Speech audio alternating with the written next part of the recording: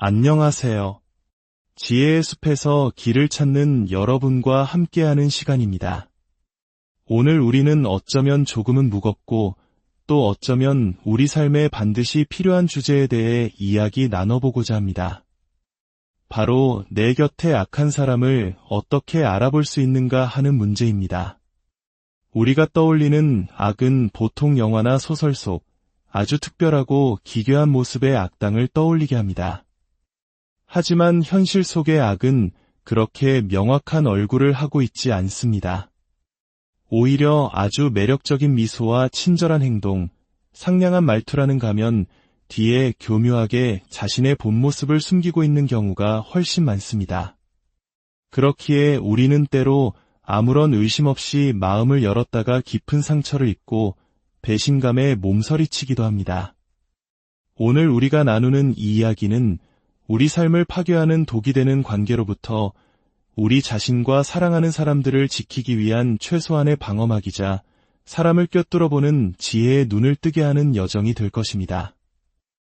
이 지혜로운 여정을 시작하기에 앞서 혹 이 이야기가 필요할지 모르는 소중한 분들께 이 내용을 공유해 주신다면 더 많은 분들이 어둠 속에서 길을 찾는 데 큰 도움이 될 것입니다.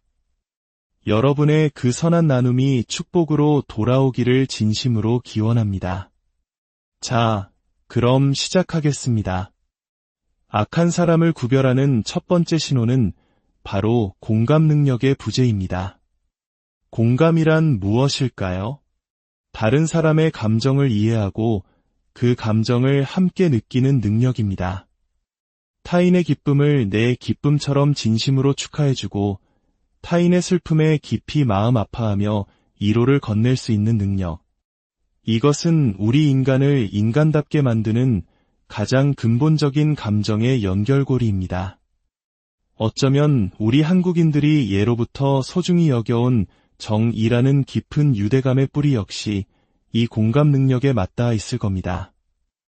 하지만 악한 사람들은 이 근본적인 인간의 특성이 결여되어 있습니다. 그들은 자신의 행동이 타인에게 어떤 상처와 고통을 주는지 진심으로 이해하지 못하거나 이해하려 하지 않습니다. 예를 들어, 당신이 직장에서의 어려움이나 개인적인 아픔을 털어놓았다고 상상해 보십시오. 보통의 친구라면 당신의 이야기에 귀 기울이고 함께 안타까워하며 따뜻한 위로의 말을 건넬 것입니다. 정말 힘들었겠다라는 한마디만으로도 우리의 마음은 큰 위안을 얻곤 하죠. 하지만 공감 능력이 없는 사람은 당신의 고통을 대수롭지 않게 여기거나 심지어는 무관심으로 일관합니다. 그거 가지고 뭘 그러냐며 당신의 감정을 하찮게 만들거나 은근히 비웃으며 당신의 고통을 자신의 즐거움으로 삼기도 합니다. 더 나아가 당신이 가장 취약해진 그 순간을 이용하여 자신의 이득을 챙기려는 교활함까지 보입니다. 그들이 때때로 보여주는 친절이나 위로는 계산된 연기일 뿐입니다. 당신의 신뢰를 얻어 더 쉽게 조종하기 위한 도구로서 친절을 사용할 뿐 그 안에는 진심 어린 온기가 없습니다. 이처럼 공감 능력이 없다는 것은 단순히 성격이 차갑다는 것을 넘어섭니다. 이것은 타인에게 해를 가하고도 죄책감이나 후회를 느끼지 못하게 만드는 위험한 토대가 됩니다. 감정의 연결고리가 끊어져 있기에 그들은 타인의 삶에 미치는 자신의 행동의 결과를 전혀 고려하지 않습니다. 이는 그들이 아무런 망설임 없이 다른 사람에게 상처를 줄 수 있는 이유이기도 합니다. 두 번째 신호는 교묘한 조종과 습관적인 거짓말입니다. 악한 사람들은 자신의 뜻대로 상황을 이끌어가기 위해 현실을 비틀고 사람의 마음을 교묘하게 조종하는데 매우 능숙합니다. 그들의 최종 목표는 언제나 통제입니다. 다른 사람의 감정, 행동, 결정, 심지어는 생각까지도 자신의 손아귀에 넣고 흔들려는 욕망을 가지고 있습니다. 최근 우리 사회에서도 많이 언급되는 가스라이팅이 바로 이 조종의 대표적인 예입니다. 그들은 실제로 일어났던 일을 부정하거나 사실을 왜곡해서 피해자가 스스로의 기억과 판단력을 의심하게 만듭니다. 내가 너무 예민한 거야. 그런 적 없는데? 내가 잘못 기억하는 거겠지. 와 같은 말을 반복하며 결국 피해자가 혼란에 빠지고 자신감을 잃게 만들어 조종자에게 의존하게 만듭니다. 또한 그들은 죄책감을 자극하는 데 선수입니다. 당신이 그들의 무리한 부탁을 거절하면 너 정말 이기적이다. 나니까 너한테 이 정도 해주는 건데 라며 당신을 나쁜 사람으로 몰아갑니다. 이런 미묘한 압박이 반복되면 우리는 결국 그들의 통제에 순응하게 됩니다. 이들의 거짓말은 단순히 위기를 모면하기 위한 임기응변이 아닙니다. 거짓말은 그들에게 있어 숨쉬는 것과 같은 일상의 도구입니다. 사소하고 해롭지 않아 보이는 거짓말부터 타인의 인생을 망가뜨릴 수 있는 거대하고 계산된 거짓말까지 그 종류는 다양합니다. 하지만 그 모든 거짓말의 근본적인 목적은 언제나 자기 자신을 위한 것입니다. 그들은 자신의 업적을 과장하여 우월해 보이려 하고 사실을 왜곡하여 책임을 회피하며 없는 이야기를 지어내 동정심을 얻어냅니다.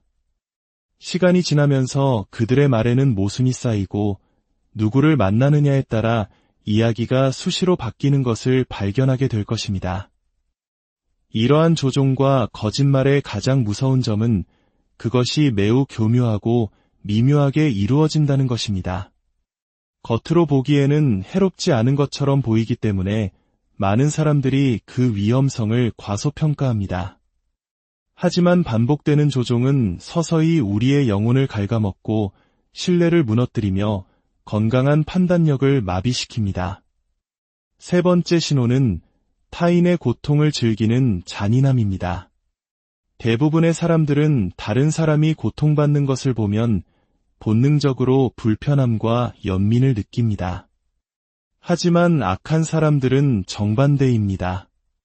그들은 타인의 고통, 굴욕, 불행을 목격하면서 만족감이나 즐거움, 심지어는 자신이 우월하다는 쾌감까지 느낍니다.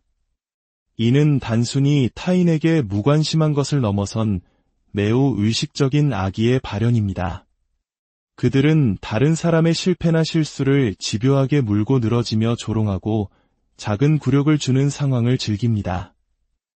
때로는 의도적으로 갈등을 조장하거나 스트레스를 유발하는 상황을 만들어 그로 인해 발생하는 혼란을 멀리서 지켜보며 만족감을 얻기도 합니다.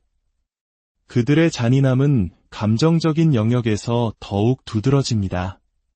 사람의 약점을 파고들어 공격하고 비밀을 폭로하며 두려움이나 불안을 비웃음거리로 만듭니다. 겉으로는 태연하거나 매력적인 모습을 유지하면서 뒤에서는 상대방을 감정적으로 무너뜨리기 위한 행동을 서슴지 않습니다. 이러한 특성은 그들에게 동정심과 도덕적 제약이 얼마나 결여되어 있는지를 보여주는 가장 위험한 신호입니다. 타인의 고통을 즐기는 사람은 죄책감 없이 다른 사람을 조종하고 해를 가하며 배신할 가능성이 매우 높습니다. 그들에게 다른 사람은 존중해야 할 인격체가 아니라 자신의 즐거움을 위한 도구나 장난감 혹은 넘어서야 할 장애물에 불과하기 때문입니다. 네 번째 신호는 책임감과 죄책감의 완전한 부재입니다.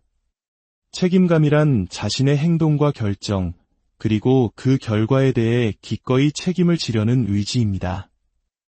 이것은 한 인간의 성숙함과 진실성을 보여주는 근본적인 척도입니다.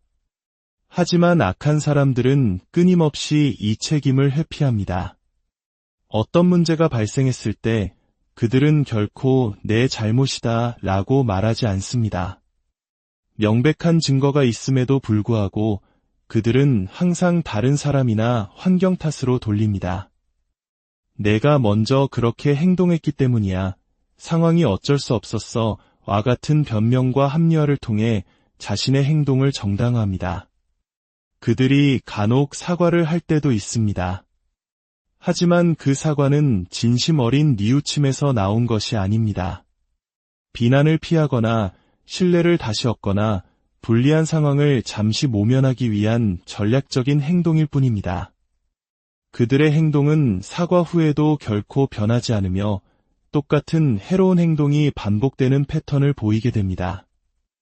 진정한 뉘우침과 죄책감이 없다는 것은 그들 내면에 도덕적인 나침반이 고장 났다는 것을 의미합니다.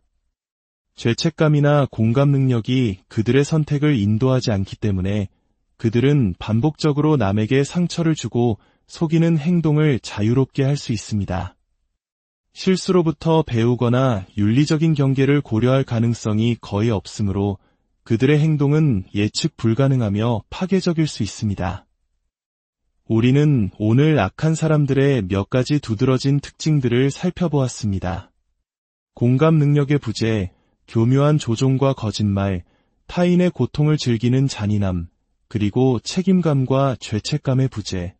이러한 특징들은 각각 따로 존재하기도 하지만 종종 서로 복잡하게 얽혀 한 사람의 인격 안에 나타나곤 합니다. 이야기를 듣는 목적은 세상에 대한 두려움과 불신을 키우기 위함이 아닙니다. 오히려 그 반대입니다. 이것은 우리 스스로를 보호하고 더 건강하고 진실한 관계를 선택할 수 있는 지혜와 통찰력을 갖추기 위함입니다. 악은 비밀과 기만 속에서 힘을 얻지만 맑은 인식의 빛 앞에서는 힘을 잃게 됩니다. 여러분이 오늘 알게 된 이 신호들을 기억한다면 여러분은 어둠에 가면 뒤에 숨겨진 진짜 얼굴을 꿰뚫어 볼 수 있는 힘을 갖게 될 것입니다. 부디 여러분의 삶이 정직과 친절, 그리고 상호 존중으로 가득한 사람들로 채워지기를 바랍니다. 스스로를 보호하고 진실하고 건강한 관계를 선택할 힘은 바로 여러분 자신에게 있습니다. 그 힘을 믿고 자신 있게 진실의 길을 걸어가시길 응원합니다. 오늘 이야기는 여기까지입니다. 여러분의 마음의 깊은 평안과 지혜의 빛이 함께하기를